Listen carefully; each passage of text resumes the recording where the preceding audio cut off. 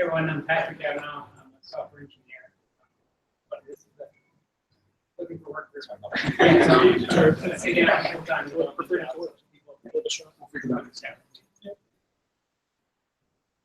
Satish.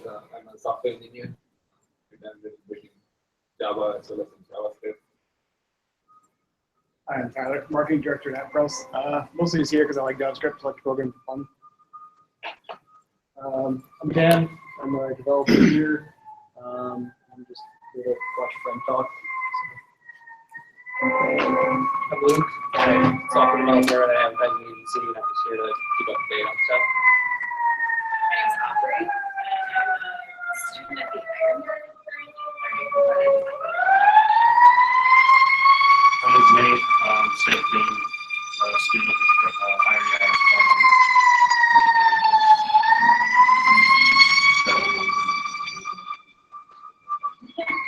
I'm Sarah. I am also a student at the Iron Yard for front-end engineering. Devin, also a student at the Iron Yard.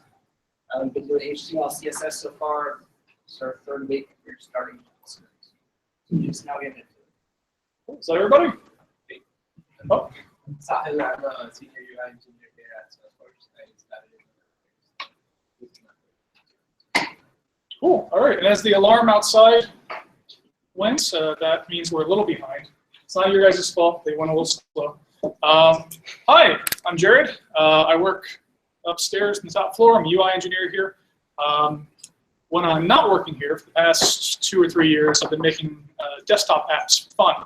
So I've done probably 2 or 3 dozen. I've lost count. But a few, only a couple of really big ones though. So the person who's scheduled to give a talk tonight is out of the country. So about 5 or 6 days ago, I said, yeah, I can fill in. So lower those expectations, real low, and then even further. So I've been doing lots of desktop apps. I want to talk about NW.js because it and Sass are the only 2 technologies that I just love so much. They're fantastic. But I was talking to a friend, hey, I could talk about this, I could do this, I could compare that, and he's like, don't talk about anything, show. You guys just want to know how to do this stuff. You want to like dive in. So instead of getting up in here and just blabbering for an hour on what I like, I can instead show you how to actually do something. So that's what we're going to do tonight. I've gone through, it hurts me to do this, but I've changed the color theme so it's easier to see on the projector. Oh, it's so ugly. All right, so I wanted to show real quick how incredibly hard it is to make a desktop app. And that's what we're going to be talking about tonight. Cross-platform desktop apps made with NW.js. So when I say cross-platform, I mean it runs on Windows XP and above. It runs on OS X 10.6 and above, Debian 8, Ubuntu 10 and up, Zorin, a bunch of random Linux things, stuff based on Debian mostly.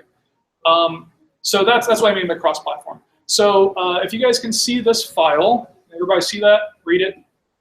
Readable? Anybody have trouble?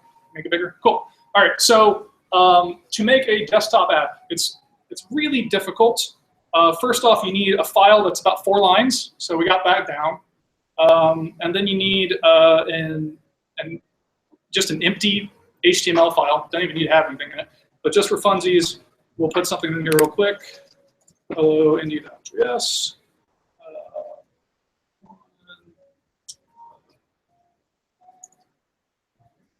Yes. And then, yeah, that's good. Save that.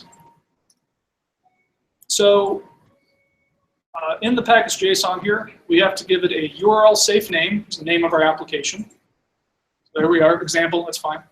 We have to point to our index file. This is the entry point for our desktop app. And then we have to include, in this case, a dev dependency, just to make it easier for development. And there's NW. This is the one little trick to pay attention to, the version number followed by -SDK. And that's so that we can have access to developer tools. If this is for production, we remove the SDK part. And then we got scripts, and we're just going to do start, and it's going to run NW from the current directory. So that's all this does, these 4 lines. From that, run We can do an npm install, which I did a little bit ago, so this wouldn't take all day. Blah, blah, blah. All right. So usually it takes about 45 seconds, but I did it before, so it didn't take any time at all. And then we run npm start, and we'll run that command, which will run NW.js from the current directory. And like magic, we have a desktop app.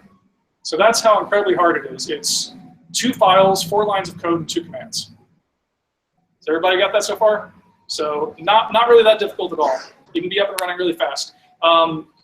The process to then package this for distribution for the Windows OS and the Linux and the Mac OS takes about 2 minutes per operating system. So it's unique for each one, but it's still pretty simple. And we'll get into that at the end.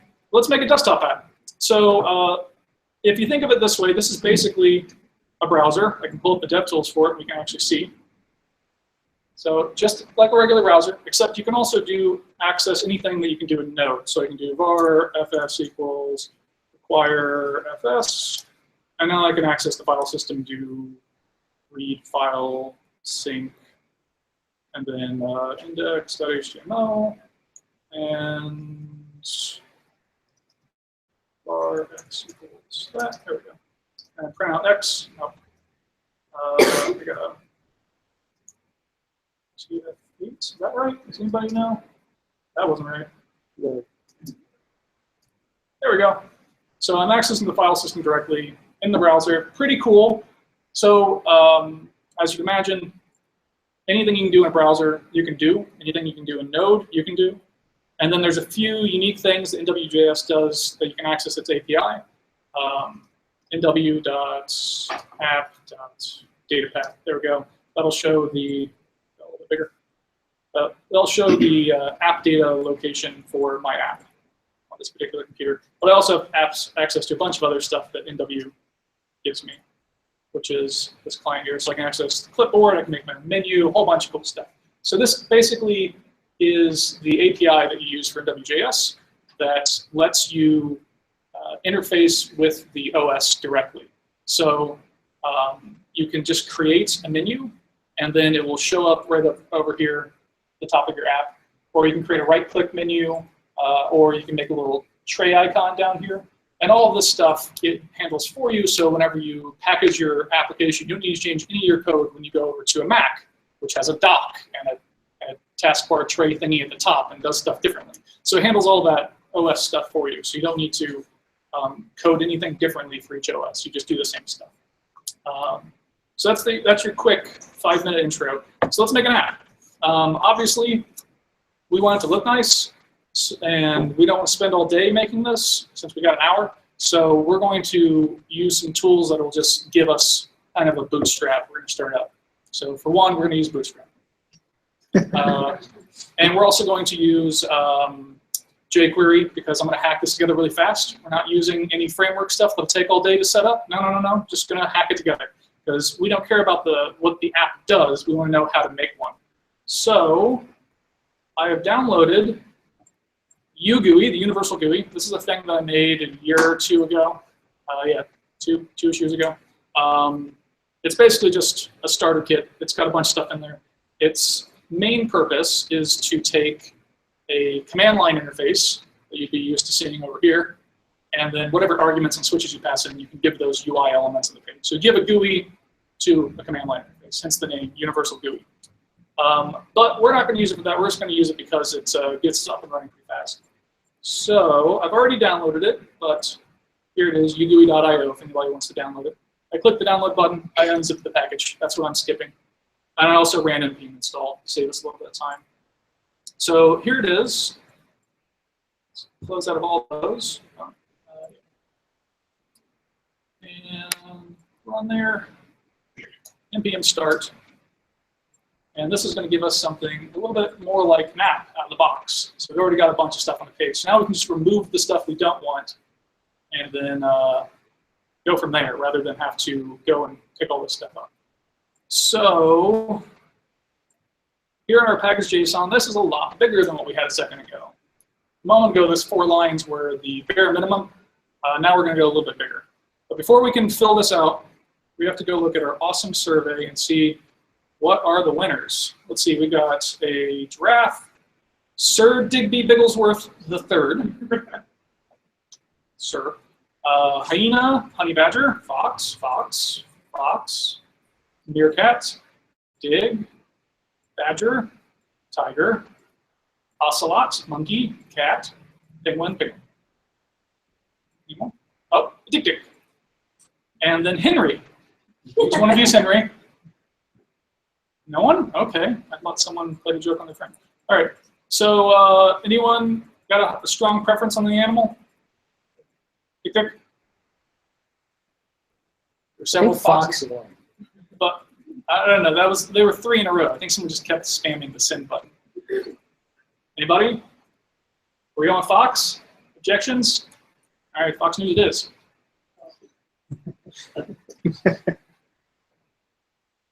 All right. We're gonna make a little icon for this guy.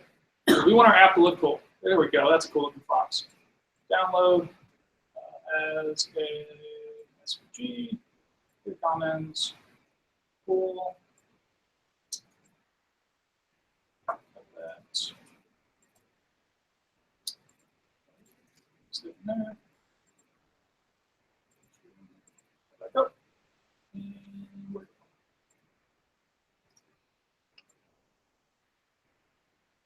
All right, so we got a fox. Cool. And back to the survey.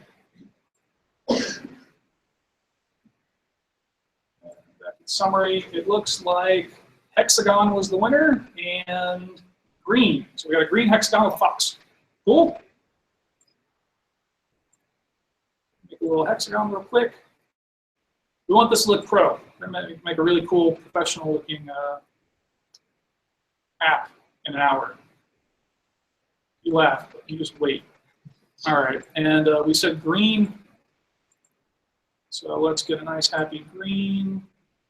Cool. All right, and then we'll grab our fox, paste it in there. Hey, buddy. Oh man, this is fantastic. We are doing so good. So it would be kind of boring if we made an app that just was an example. So what we're going to do is take a node module that exists, pull it in, and make an app for that. And the one that I'm going to do is one called Wi-Fi control. And what that does is it accesses your Wi-Fi card through Node, so it talks to your hardware, and gets a list of your Wi-Fi networks that are within range. Figure that's a cool little thing we can play around with. I think we got our fox down. Do we want to make little Wi-Fi symbols? Nah, I don't want to spend any more time on it. Ping, transparency on, save, as Foxy Wi-Fi. Ping. And, oh, where did I save that to? Documents. I never use documents.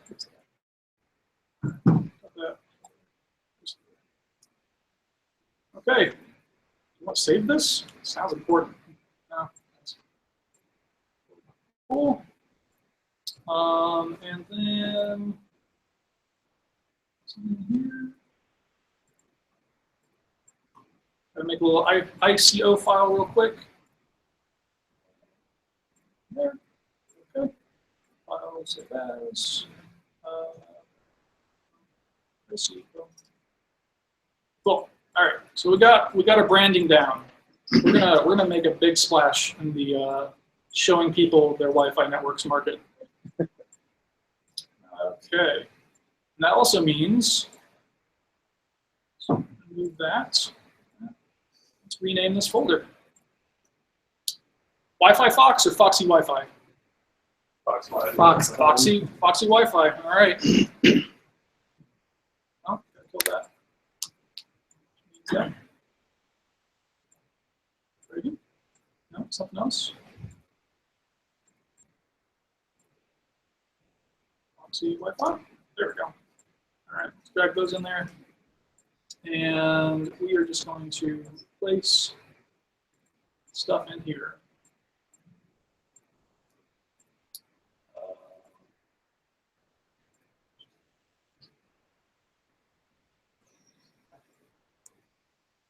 Press that a bunch of times.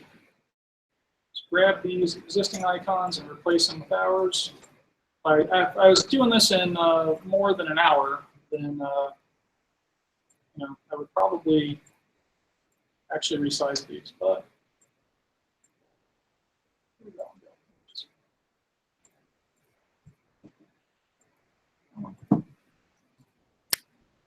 so while I'm doing this, there's going to be a lot of boring parts.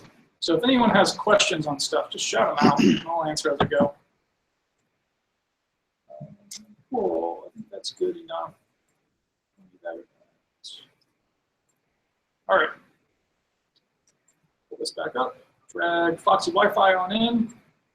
Now we're going, I'm moving. Okay, so back to the package.json. Your application name, Foxy Wi-Fi. My username on GitHub. The repo. We're going to upload this later, maybe. It's not too terrible. And yeah, version 0.1, short description, display, Wi-Fi networks that are within range. Wi-Fi, desktop app. Cool. Oh, my name.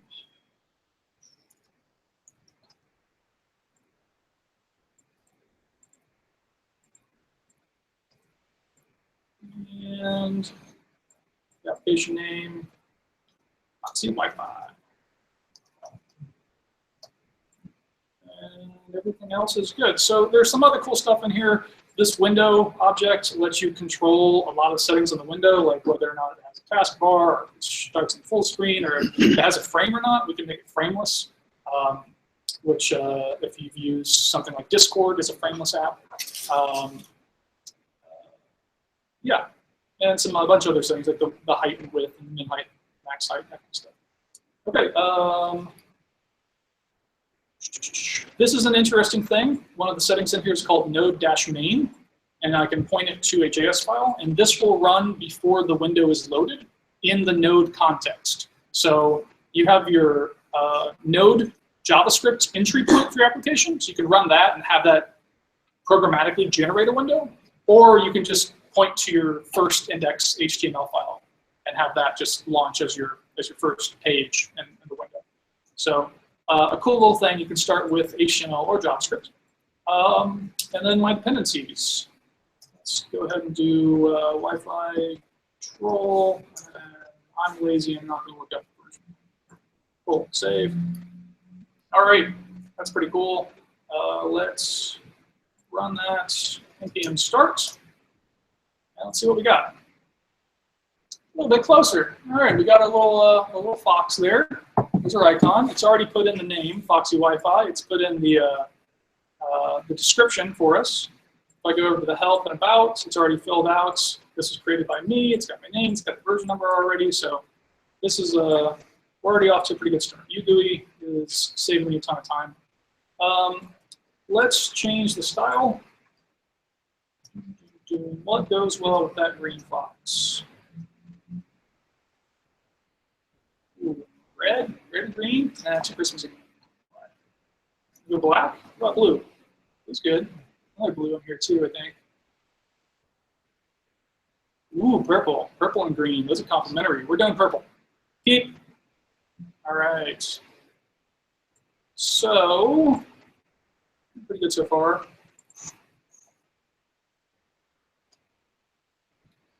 So this is the index.html file with all the sample stuff. I'm just going to delete a bunch of things. It's got tons of comments and stuff. If you don't know what any of it is, you can read it.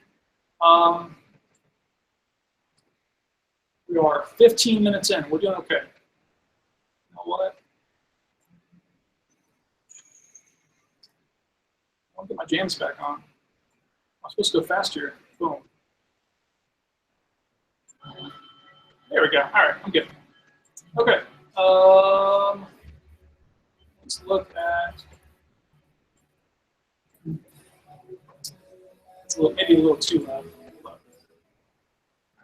So this is going to display a list of all the things. Let's see what it actually gives us. I don't think I can get installed.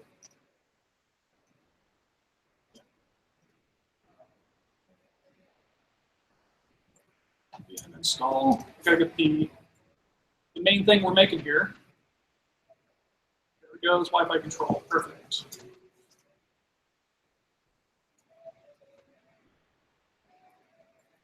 So var x equals require Wi-Fi control x. Hey, there it is. Cool. So now I've got access to it, and I want to scan for Wi-Fi. X dot scan for Wi-Fi.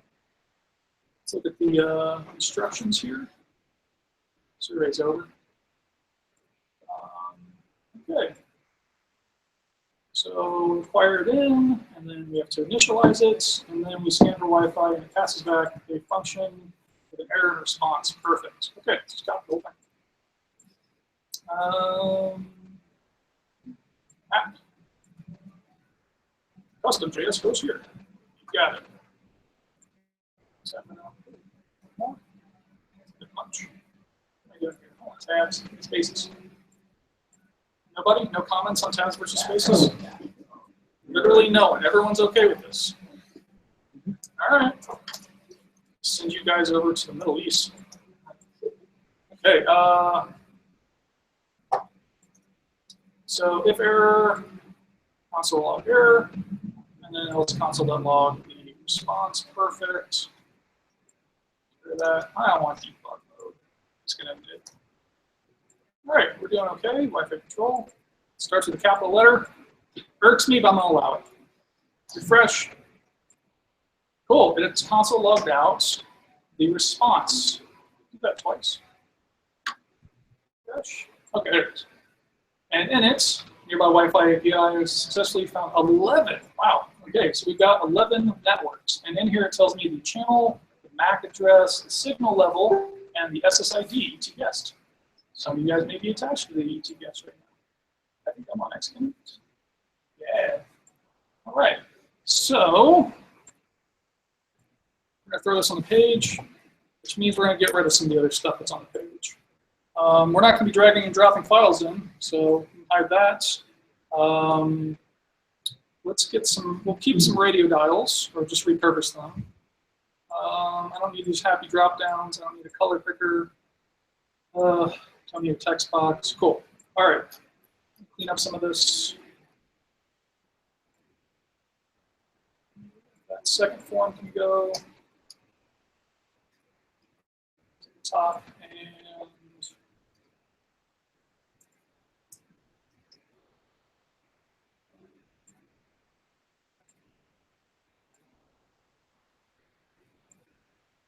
perfect. All the way to the end. Too far. All right. Oh, perfect. Save. Refresh. Okay, we're getting there. Now we actually need some stuff on the screen. So I'm going to grab these radio dials right here, copy that, come back over. Let's see, once we get a response back, that's going to I'm going to fix this real quick. It's my internal linter. You guys have those? Okay. So once we get a response back, I'm going to throw this somewhere on the page. Based on the networks that came back and the data that's in each one of these things, I'm going to be displaying a channel, a MAC, a signal level, and a SSID for each one. That sounds like tabular data. Let's get everyone's favorite HTML1 property on out. The table. I thought you were going to say the marquee tag. I missed that. Yeah. Is it Stripe or Stripe? Anyone know in Bootstrap? No Bootstrap experts in the room.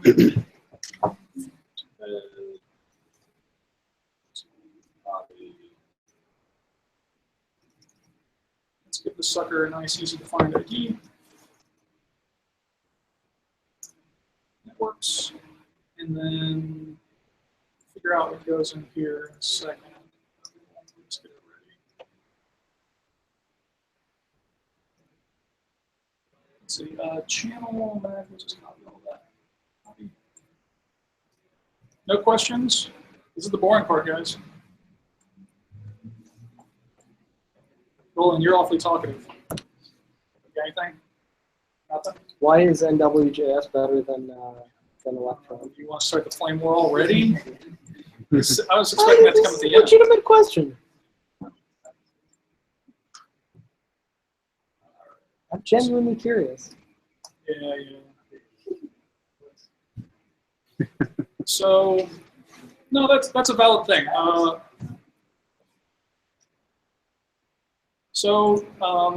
NW.js is formerly known as Node WebKit.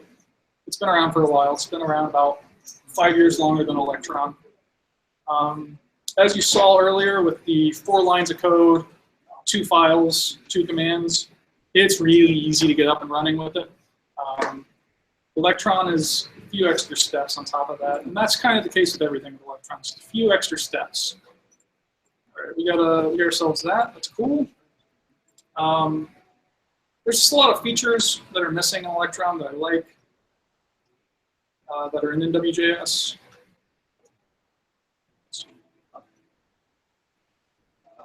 And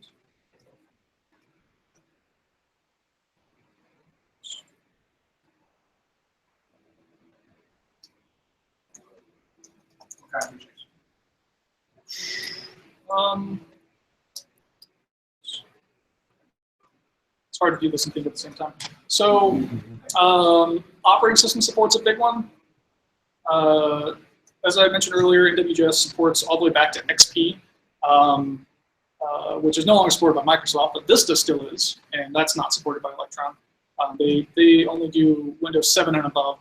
They also only do OS X 10.9 and above, whereas NW.js is 10.6. So you're losing a lot of legacy systems. They also, as our boy Cameron over there can attest to, have kind of shoddy Linux support when it comes to Electron. There's been a bug in there for years that he put in it's like a one-line fix, right? It's a one-line fix. They refused to do it because they didn't want to support Linux. Jerks, jerk butts, inclusivity. That's what it's all about.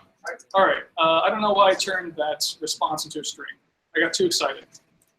All right. So we are going to do that response comes back as an object or an array. Comes back as an object like this. The networks is going to be response.networks. So let's just do var networks equals that.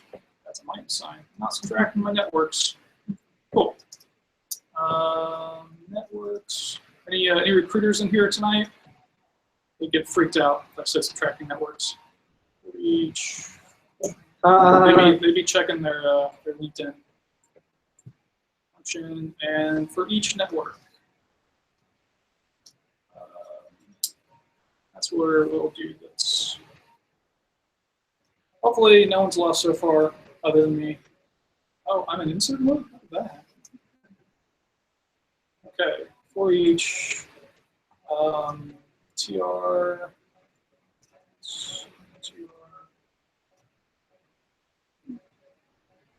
that's weird. Okay. TD. So we got in here channel, MAC, signal, and SSID. So that would be network dot channel. Let's just see if that works. Back, refresh. Nothing. Did something wrong. Uh-oh, row is undefined. What? Oh, yeah.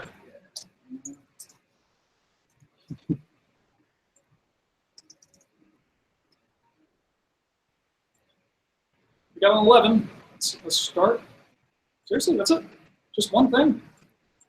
All right, we're doing something wrong. That's also outside of each. I swear one of these days they're going to find a reason to pay me. Hey, okay, we got some stuff. Hey, stripes are working. Are the stripes working? Stripes working. I'm not seeing them. You guys see stripes? Yep. I don't see stripes. I see lines. I don't see stripes. Hold up. Is it striped or stripes? I think it's striped. Striped. There it is. Now there are stripes. All right. We should have done Wi-Fi zebra. Okay. Copy that. Paste, paste, paste. So there was an SSID, I remember. And then we have a signal level, which is spelled funny, signal level, I believe. And then a Mac. So refresh. Hey, all right. It's not too bad. I think I'm going to move the SSID up front because that's what people care about. Save that, come back over. Refresh. Okay, we're getting somewhere. We got kind of a desktop app here. It's a little bit. We're getting closer. So that was pretty fast. I think we should probably allow people to select one of these, the objections. Good. Other hate for Electron. What else do I dislike about it? The distribution sizes are larger than NW.js, so my end package is going to be bigger. That's another thing.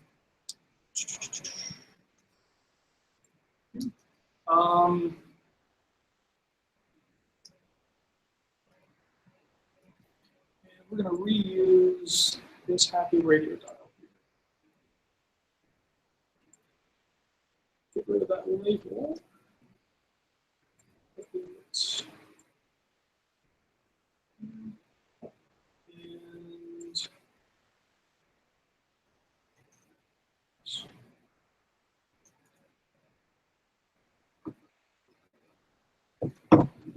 so this will be the SSID. And cat sounds meow. Put the let's do a cleaned up MAC address for that. Or MAC. And if you saw before, but the MAC addresses all have these happy little colons in them. I want that. Clean equals network dot MAC dot split on colon and then join. Easy enough. Put that in here. Paste that in. Cool. Networks would be the name. Type radio. Sweet. Fresh. Right. Let's actually see if that is selecting the right thing now. So I put right here. And that thing has a unique MAC address ID for it. It's got the guest next to it. Sweet. Griffle's donor Wi-Fi. But rad. These are great. Anybody has hotspots, they want to do something funny. Go for it. Cool. Okay, so that's working. Do we want to keep going on this, or do we want to switch over to packaging an app? We're about halfway in right now. Packaging an app's not going to take very long. But I also feel like it's maybe a little boring just to watch someone just add in additional features to an app, which is basically just web development at this point. Now we have the data coming back in the response. It's all basically the same after that. So If I wanted it to look native, yeah. would I just need to find just a web library that looks native? I Or is there mean- a way to? Oh, the visual design of these things here. Yeah, I mean, if we remove Bootstrap, it's going to use the native controls for the forms that the OS supplies. So like a checkbox in Windows Chrome looks like the Windows checkbox, and the checkbox in Mac Chrome looks like the Mac checkbox. I'm overwriting it here using Bootstrap, but if we just use the native ones, then that would be native controls for that stuff. If you wanted to look more like, what is an app that I have that, like this, where this is a native Windows 7 GUI, then yeah, you'd have to just use a CSS library that looks like that. Yeah, and there are a few out there that look OS specific. So if you wanted it so that if you were to package this Foxy Wi-Fi and deploy it out to Linux and have it look like it's a Mac native UI, you could do that. It's just through CSS, yeah. Or you can have 3 different CSS files that you just swap out for each OS that target the same elements of the page and style them to look like that native OS. So you can have conditionals based on what platform you're building. Oh yeah, absolutely, yeah. So that's a thing in Node. I can type in process. It gives me back a whole bunch of stuff. But the thing you care about here is process.platform, and this will return 132 for all Windows, Darwin for Macs, Linux for most Linux things, SunOS, and one other one I don't remember. But Yeah, so you just detect if process.platform equals win32, and then whatever.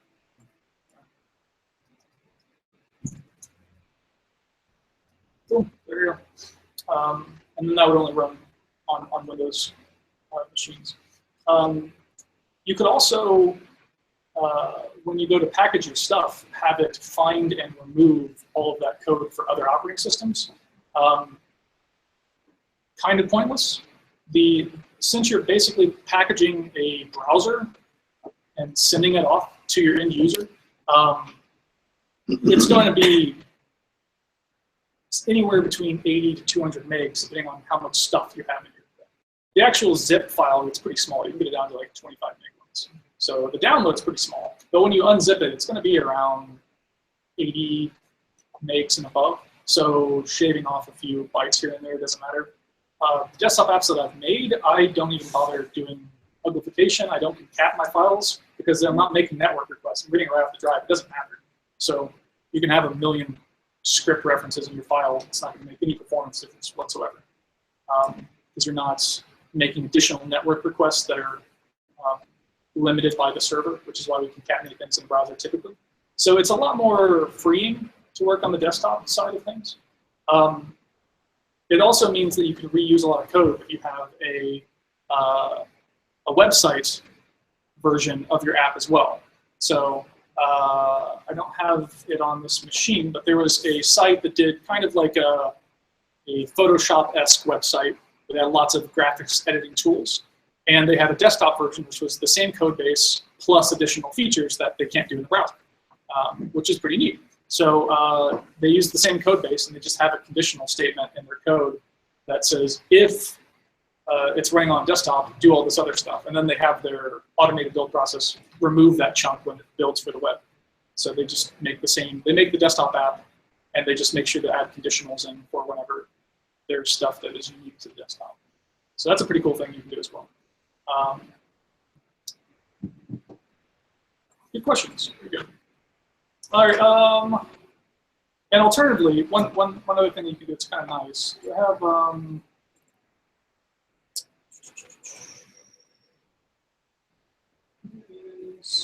Snooty. So this is going to take you back. There's this. You see that? I'll make it bigger. See this little. What is that? Is that a unicorn horn? Yes, it is. So this was the first thing I ever made in NW.js. This reads the serial number on your computer. Woo! And you see that it does not have a native window like this. See how this has these little controls that are built in, the minimizing stuff. Those are removed, which means I have to manually go and create my own X, close out of it.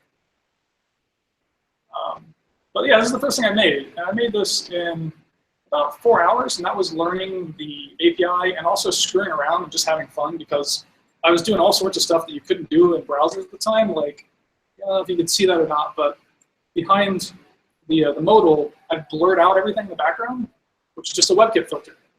Dash WebKit, dash filter, blur 10 pixels. Can't do that because Chrome's the only browser that supports it. But I don't support browsers. I support this desktop app.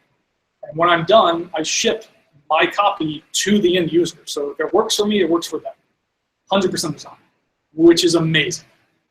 Yeah, you'll never be able to say that. Anything else. So that's pretty cool. So yeah, that's a quick example there. And this is also you can see that this has its own custom name, Snooty, or serial number unicorn. And it's got its own custom icon. And it's pretty small. It's got a couple of extra files that it relies on that it needs to be in the same folder as. But besides those, that's pretty much it. It's this file and a few extra ones. And this whole thing is 35 megs. Yeah, pretty tiny. So yeah, that's another thing we were talking about Electron before. The smallest Electron app I've seen is 85 megabytes, whereas I've got my stuff down to 25. So that's another reason. Okay, let's go ahead and package one real quick. So I think this is good. I'm going to get rid of the toolbar at the top. So I'm going to go back into its package.json. Toolbar equals false. Save.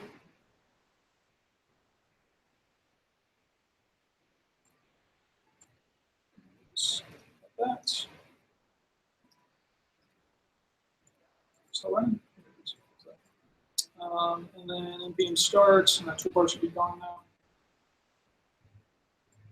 There we go. Yeah, so although using a native UI, something that you would get from like use like a Python GUI creator or something that makes a desktop app for you, would give you kind of a more native looking UI. It would also give you a much smaller package because it's relying on the native UI, or like making your own app with C# or something, a desktop app, just write or C++, whatever it be. Although you don't get that out of the box with this, because you just get basically a browser. You do get way more control over the visuals because you can do. There is no styling library or styling language that has had more research and development hours that have gone into it than CSS. So you can do parallax stuff, you can do scroll jacking, you can do 3D elements that spin into place and play videos while they're being blurred in real time. It's crazy. And you get that for a couple of, about 10 or so extra megabytes here and there. All right, so let's package this sucker. To do that, we need to go to the NW.js website, download the version. They've got the SDK version there, and the normal version, which is a little bit smaller and doesn't have all your developer tools and stuff. So the normal version is what you want. I've already got it downloaded though, so I'm just going to copy it from the folder that I've got.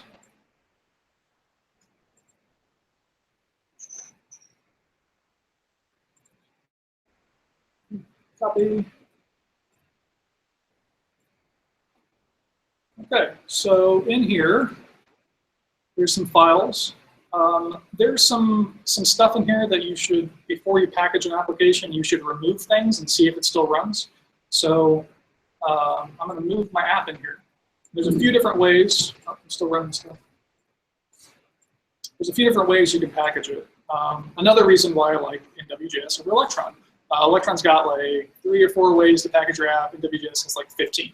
So you have a lot of options to do things however easy you want. So probably the easiest thing is just to rename it to package.nw, and then it runs.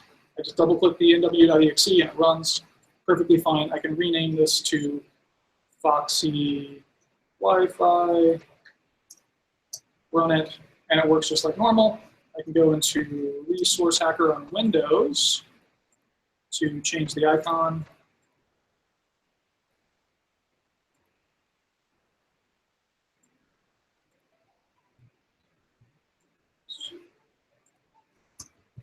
Go into that little icon made earlier. There it is. Replace. Perfect. File save. Goes out of it. Original. There we go. So now I've got a custom icon. Maybe. That little security pop-up was just because I'm on my work computer. All right, I think Windows has cached the wrong icon. It does that. There's the right one. It's a little green box. Here it is. And it's just caching the wrong one. No, whatever. All right. So that's one way of doing it. And as I mentioned before, there's some extra files in here you probably don't need in your application. For example, if you are not opening a PDF and showing it to the user in the window, you don't need the PDF DLL. If you're not playing back H.264 encoded MP4 files, you don't need the FFmpeg sumo. If you're not doing anything that involves 3D stuff or WebGL, you don't need the D3D compiler. So there's a bunch of extra stuff in here. You don't need to know what all these things do. You just need to know that you can just remove as one at a time and then double-click your thing. So I'll remove that. Double-click it. Does it still run? Yeah, didn't crash. It's fine. How about this one? Double-click, and it's thinking, and it's crashing. Ta-da! Okay, I need that one. And there you go. That's it.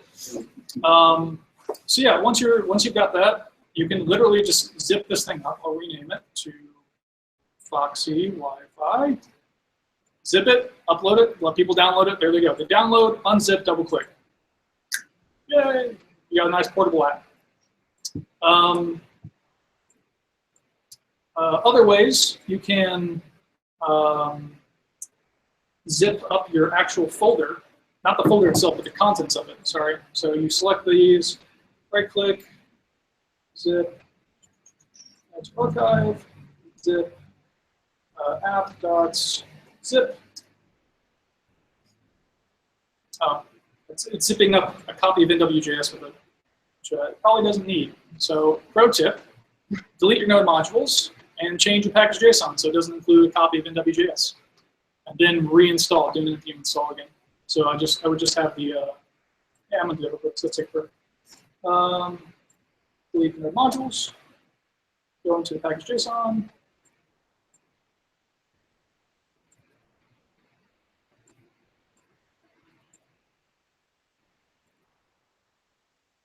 Get rid of my dev dependencies because I'm doing this for production now. Keep my actual dependencies. Oh, that was right. Install. Cool. So, what else? I'm not going to need the SAS folder. Delete that. I probably won't need some of these other files in here. Whatever. You get the point. So select everything. That's archive. Zip. Doesn't matter. Okay. There it is. So cut that. Not one here. There is a command. It's different for each OS. I forget it on Windows because I never really run it, but it's something like copy -b app.zip foxy Wi-Fi.exe space new.exe. I think that's it. Can't find the specified file. That's supposed to be wrong. Wi-Fi is a capital. Doesn't like it. I don't know. Or maybe it's the other way around where it's looking for the new. I don't remember. Anyways, it's a command you run. What it does is it makes a copy of your file, your Foxy Wi-Fi. It makes a copy of it, and then it packages the app.zip file inside of it. So your source code is obscured then, so you can just double-click the Wi-Fi thing, and in the background, it will unzip your file to a temp folder, and then run it from the temp folder, which is what that snooty thing did a second ago, that little unicorn. Downside to that is it can increase load times every time the user runs it. If they run it and close it and then wait 30 seconds, run it again, it usually pops up instant. So there's some amount of time between when you first run it and when it deletes it. So that's why I never use this route, because it slows down the initial run of the application. Another thing you could do would be to rename that zip file from app.zip to app.nw, and then associate all NW files on the computer to open in NW.js executable. And there's a few other options. There's some automated ways where you can just run a command and it will automatically download the correct version of NW.js, or copy your files over, do the build, do everything for you. So there's a lot of options there. We're at about 15 minutes. Cool. I think that's kind of the gist of it here. Maybe I should have kept going on the app, making it better. No? All right. Some other things to be aware of with these. Where do you store the user's data? So here's an app I made. It's called Scout app. It's got an adorable puppy named Scout. He's amazing. And the user can add stuff in here. They can add in projects. Drag them in. And it creates the project for them. And they close it and they relaunch it a day later. And it still knows the projects. It knows the order they're in. It knows the settings of the stuff that's in the project. What it's pointing to, what the icon is, what the settings are. Where do I store that at?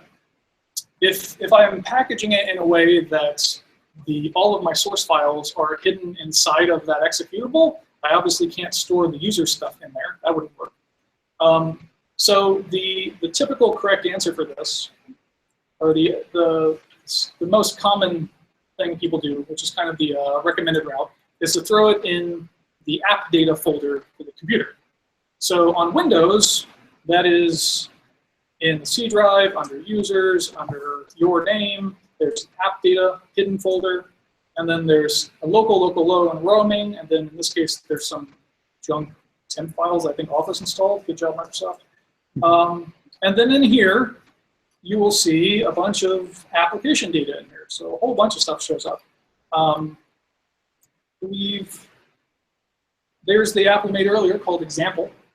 So that created its own folder with user data in it and some files that NW.js uses that are unique to that particular application. So that's how you do it on Windows, but do you have to hard code in that path and then find out some way to check the user's user profile name and then replace that into the path and then dynamically check what operating system we're on and then do a different path for the lib bin section on Mac and a different location on Linux? No, that's a huge pain in the ass. So instead you just do NW wire NW.query. So you access the NW objects.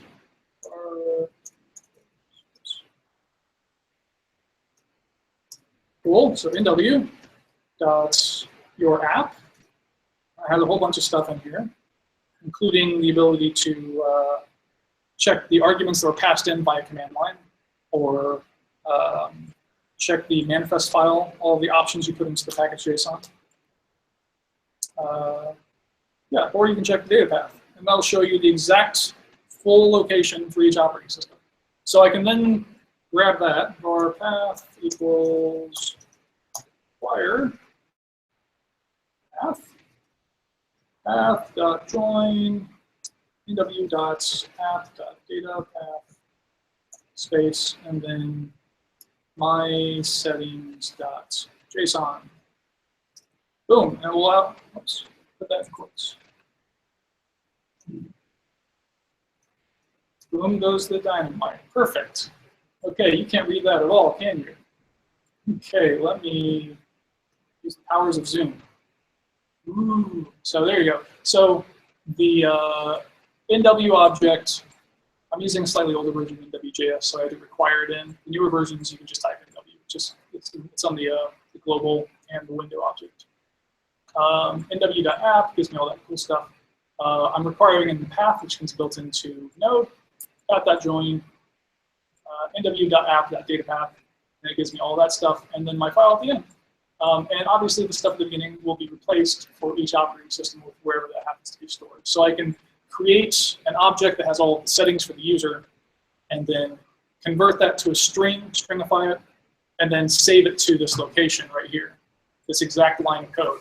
And it will be stored on their machine. And what's nice about that is if I come in here and log off on my machine, and Ellie comes over and logs into her account on my machine, better not have an account on my machine, then it will give different settings for her. So that's the app data path is unique per user, which is why it's recommended. So all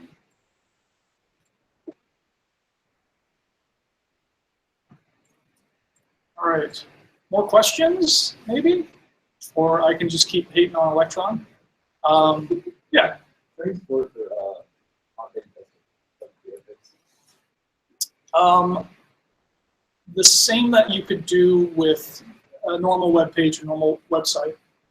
There is one cooler thing that you can do.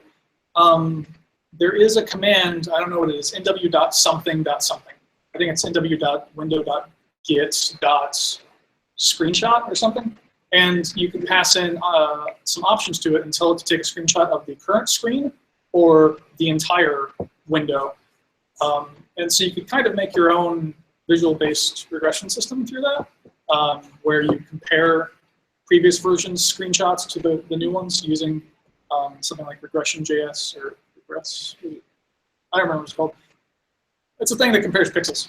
So yeah, there's several visual regression-based systems that are out there for websites. But yeah, that's something you could do.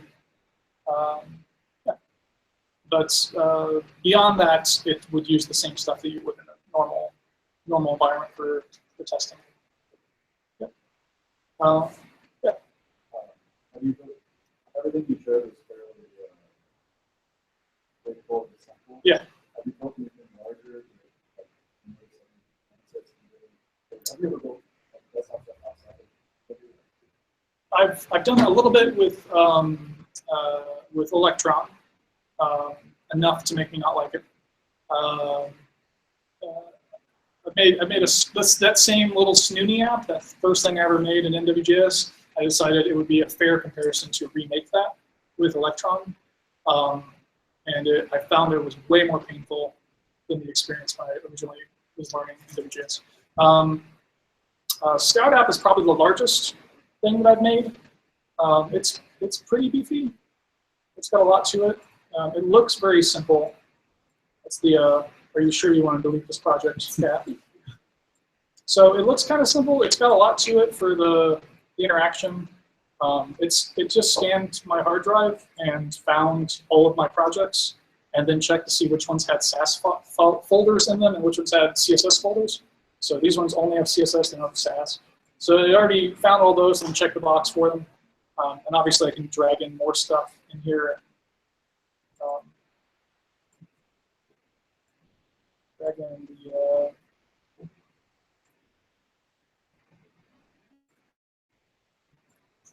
and we'll find a whole new section here. So it's got a lot of stuff that it does behind the scenes for you that you don't really see. I'll go ahead and just click the import button, and it just imported all of those and did another recursive search through each one of these projects to find additional information about them to pre-fill these folders. So it's a little beefy. It looks just as simple as the other ones, but it's got a lot more to it. For example, this is the English version. You can switch over to any of these other languages that it's in, Vietnamese or whatever, and the whole app just gets translated in real time. So here it is in Chinese traditional, and everything just got changed. Switch around the about menu and stuff. So it's got a lot of stuff behind the scenes. So this just the translation engine alone is pretty big. Clock's in like 70 bucks. I just found it. It's like 70 bucks, I think. I downloaded it yesterday. Scout-app.io. There's the puppy. That's Scout. Hi, puppy. Let's see. How big are these suckers? Oh, there's, yeah. So the zip version of this ranges between 43.5 megs to 58 megs. So 44 to 58. So again, distribution size, awesome. And then when you unzip it, it's probably 70 or 80 megs. And that's including Node SAS and Chokedar, any other FS extra, any other Node modules that get shipped with it, and all of their billions of dependencies. Yeah. So that's the biggest one I've done. It's been downloaded 20,000 times. It's about 120 downloads a day. Sounds decent. But yeah, zero performance issues I run into it. The only time you run into performance issues is just when you did something wrong. So let's say you tell it to synchronously scan every folder on the computer. The UI is going to be stopped for a minute while it's scanning every folder. If you're told to do it asynchronously and to report back as it's going, then it's the same as any other UI, it just runs. At that point, your only limitation to the hardware's capabilities. But yeah, so some cool stuff that you could do in this. If anyone's itching to maybe play around with it, think of using your favorite JavaScript framework, Vue.js. Maybe you want to play around with that. Riot, maybe Angular 7, whatever it's up to now. I know they're updating every week. And then maybe reading in what the current CPU usage is at this very second, and make your own task manager and show how many CPU cores there are using D3 with cool hexagons that vibrate in and out depending on the usage. And you throw in some RAM monitoring. You can talk to the hardware, so that's a cool thing you can't do in a browser. You can run executables. You can spawn child processes and run stuff in the background. So if there's any executable stuff out there, like image magic or something, you wanted to pass in stuff into it. Or if you are really into Python and you wanted to make an executable and then give it a GUI, there you go. So that's what got me interested in it. So it's like, cool, I can make a GUI for that command line interface. Let me try that out. Yeah, so lots of cool stuff you can do with it. Or you can find go to npm.js.com, find any library. I happen to use the Wi-Fi control thing, but you could literally do anything. You can even make a thing for Git. Or I got an example. Here's a thing that I made to make my life easier at work. It shows me a list of all of the branches in my current that I'm doing at work. And I can go in here and click on these, and we'll open up that specific branch on GitHub or Jira or Gus, and then show me that stuff so I can see if it's old enough for me to delete off my computer yet, and click the delete button. That actually saves me so much time. Yeah, there's show another one. This one might be interested to. Who was it that asked about the testing stuff? Did you leave? Cool. It's going to be interesting to that empty chair. Let's see if I can run this real quick.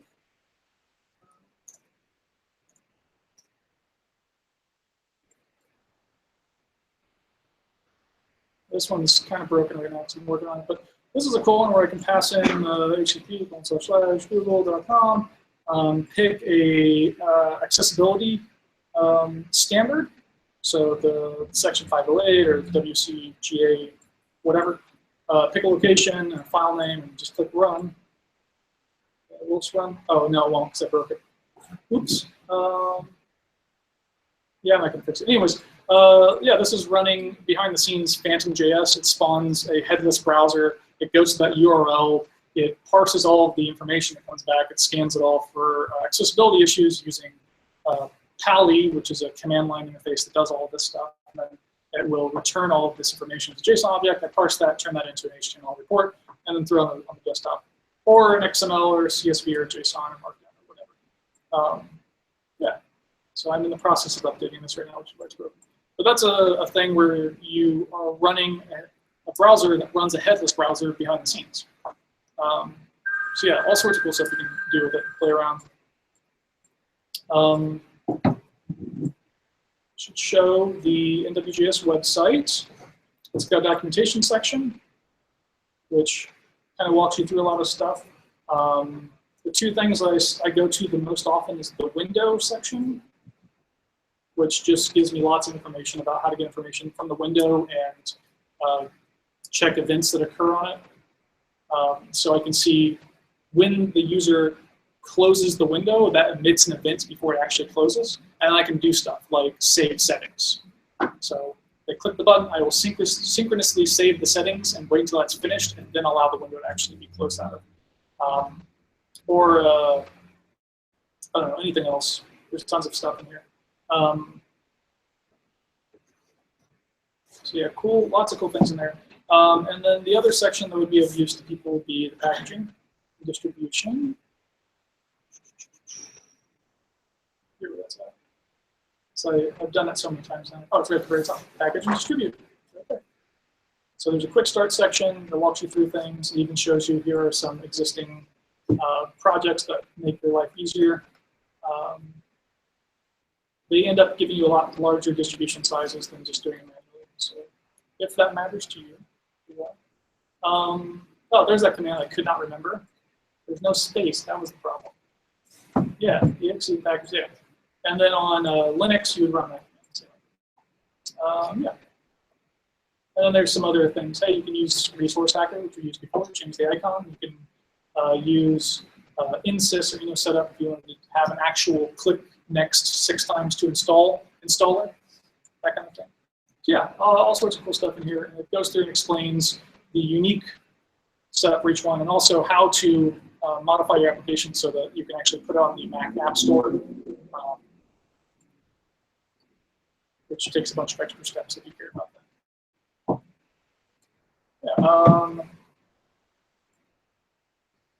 Yeah, I'm starting to feel it going. I hate boiling up. I'm ready to testify. I'm ready to preach. Can I use this with stylus? And Use it with anything you like. So why should you use this over Electron? Why should you use Electron over this? Electron has a big community behind it. There's a large ecosystem. So if you value those things, then that's a very good reason to use Electron. If you want features, though, NW.js is updated way faster. Anytime there is a new version of Chrome or Chromium or a new version of Node, they have a new version of NW.js out within 24 hours. So that's awesome. If we go to the blog here, we can see they just released something 2 days ago, and then before that, 8 days before that, 3 days before that, 7 days before there, 7 there, 9 days there, 5 days there, another, I don't know, 6 or 7 days there. So yeah, about once a week, they're releasing a new version of this. This thing is updated really constantly. So if you want the latest features in Node, the latest features in Chromium, stuff with, maybe you want to make an extension, Chrome extension, and then also have a desktop app version, then it's really easy to port those two things. The latest versions of NW.js are basically like developer tools for Chrome extensions. They're awesome. Yeah, and as they're adding in new features for like trying to think of what they're called, desktop notifications. Is the one? Is the next one? Yeah, these kind of cool desktop notifications that have these like unique icons, having images embedded in the notification, all that kind of stuff. These are new features that are available in Chrome that no websites seem to be using for some reason.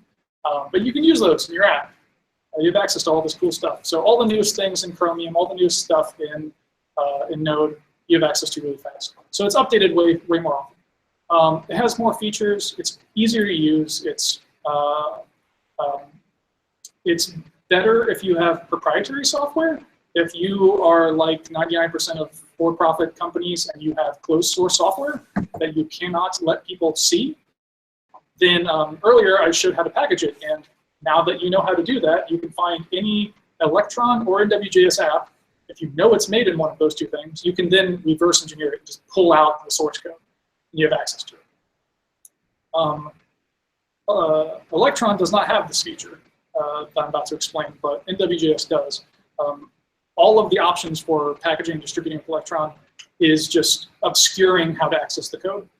With NW.js, there is an option called a V8 snapshot, where it will actually take a snapshot of your application running in memory and store that as an executable, so that all of your source code is gone.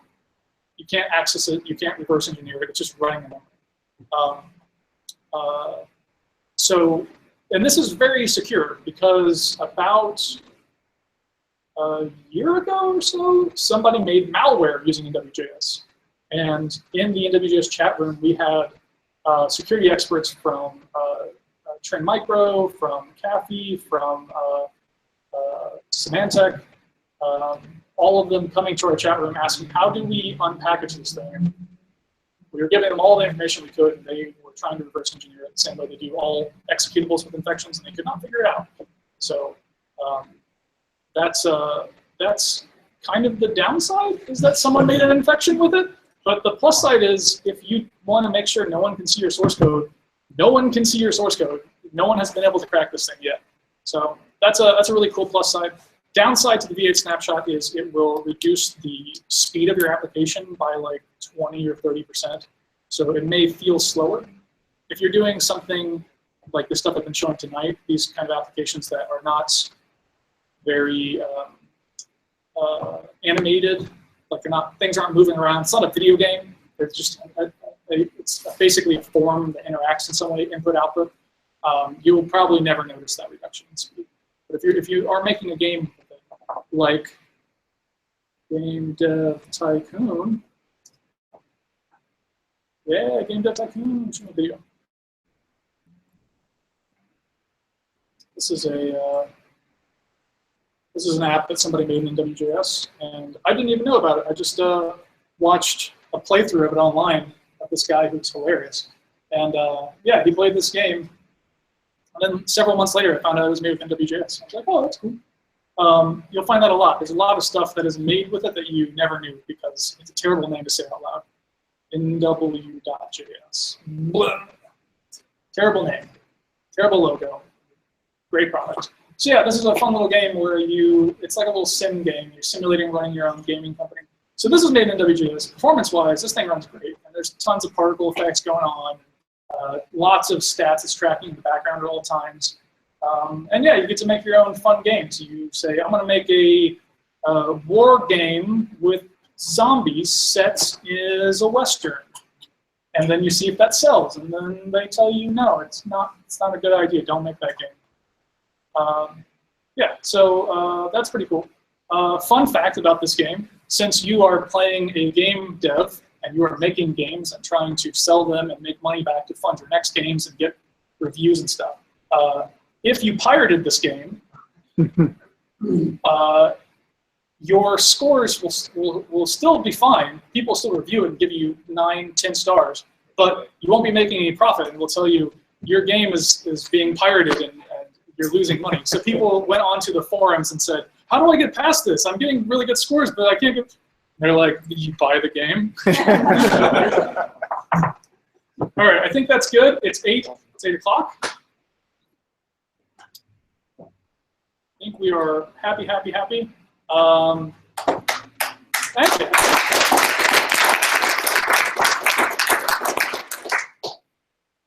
And I am available for any more questions. I think we're going to hang out and mingle a little bit and then head over to Psalms. Yep. Cool. Have to mention.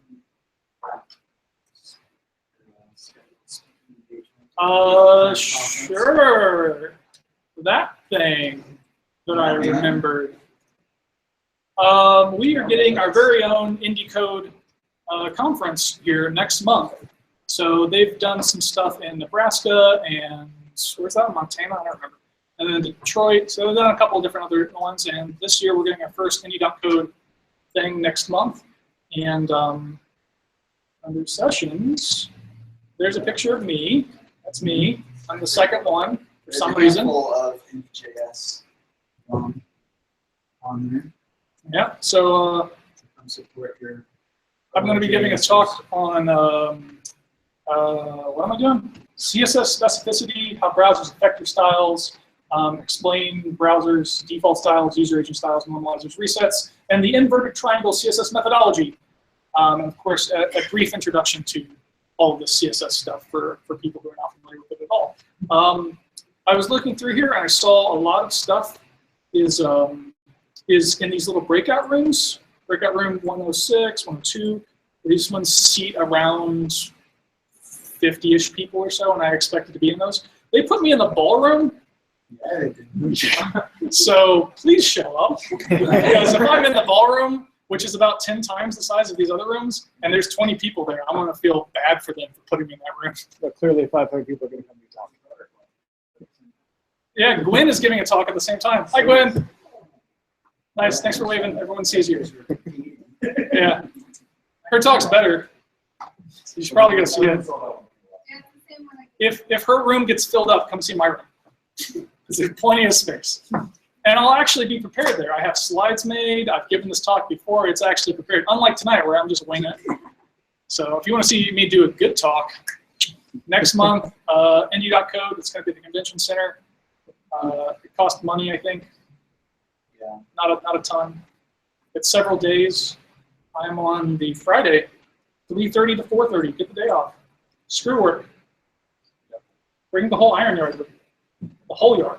Not just, yeah, all right. Cool. So yeah, that's happening next month. I've got a discussion going on. So there's a lot of interesting details. Like maybe some discounts or something. Cool. Yeah, so follow, if you're not on the meetup app, Indy.js, get on meetup, find us. Cool. All right. Cool. Thanks. thanks for seeing us, Thomas. Please give me your badges.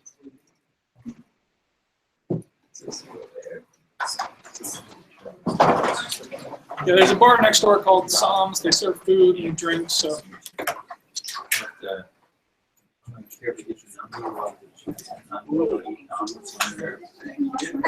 I gotta get running in the next like 2 minutes. You want to see this scout up correct?